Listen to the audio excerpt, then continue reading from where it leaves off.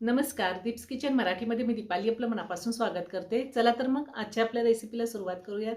काळ्या घेवड्याच्या डाळीची आमटी करण्यासाठी मी इथे 1 वाटी काळ्या घेवड्याची डाळ घेतलेली आहे।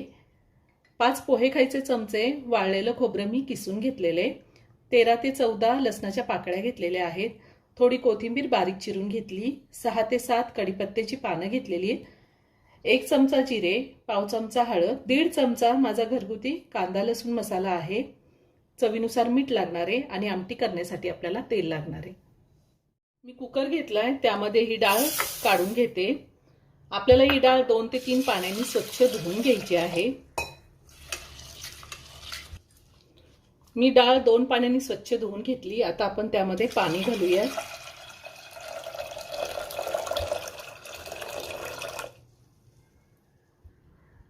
मी डाळीमध्ये साधारण 1 तांब्या पाणी घातलेलं आहे।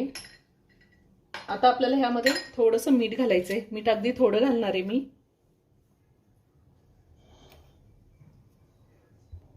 आणि डाळ शिजताना थोडंसं तेल घालायचंय, म्हणजे डाळ चांगली मऊ शिजते।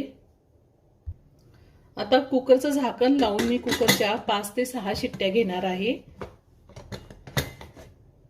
डाळ शिजते तोपर्यंत आपण खोबरं आणि लसूण मिक्सरला बारीक करून घेऊया। पाणी न घालताच आपल्याला खोबरं आणि लसूण बारीक करून घ्यायचंय।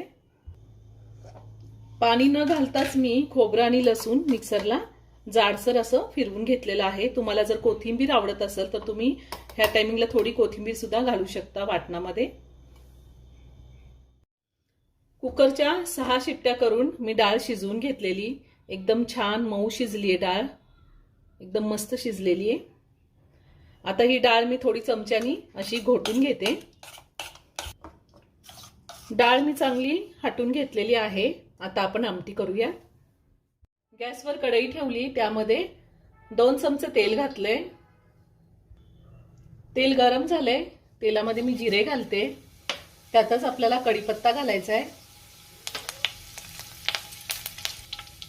बारीक चिरलेली कोथिंबीर घालते आणि हे जे खोबरं आणि लसूण आपण मिक्सरला बारीक करून घेतले ते घालायचे आणि गॅसची फ्लेम लोवर ठेवून हे चांगलं परतून घ्यायचे। लसूण खोबऱ्याचा रंग चेंज झालाय, छान लाल रंग आलाय। आता आपण त्यामध्ये हळद घालूया आणि कांदा लसूण मसाला घालायचा आहे आणि पुन्हा सगळं व्यवस्थित मिक्स करून घ्यायचंय। आता आपण ह्यामध्ये शिजवलेली डाळ घालूयात।